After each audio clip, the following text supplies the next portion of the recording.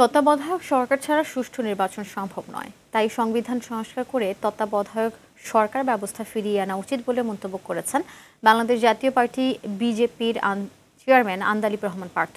বিকেলে ইঞ্জিনিয়ার্স ইনস্টিটিউশনে সংবিধান সংস্কার প্রস্তাব শীর্ষক সভায় তিনি কথা বলেন।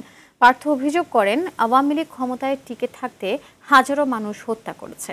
ভবিষ্যতে কোনো রাজনৈতিক দল মানুষ হত্যায় জড়িত হলে তাদের নিষিদ্ধ করতে সংবিধানে আইন থাকা দরকার।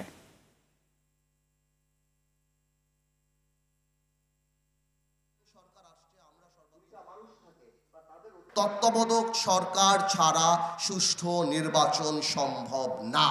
ভোটাধিকার প্রতিষ্ঠা করতে হলে তত্ত্বাবধায়ক সরকার থাকতে হবে, কারণ ক্ষমতায় গেলে আমরা কেমন পাগলা ঘোড়া হয়ে যাই। যারা গণহত্যায় বিশ্বাস করে, যাদের কোনো রাজনৈতিক অস্তিত্ব নাই, যারা ক্ষমতায় যাওয়ার জন্য সবকিছু করতে রাজি, সেই ধরনের দলকে বাতিল নিষিদ্ধ করার জন্য আমি মনে করি সংবিধানের প্রভিশন থাকা উচিত।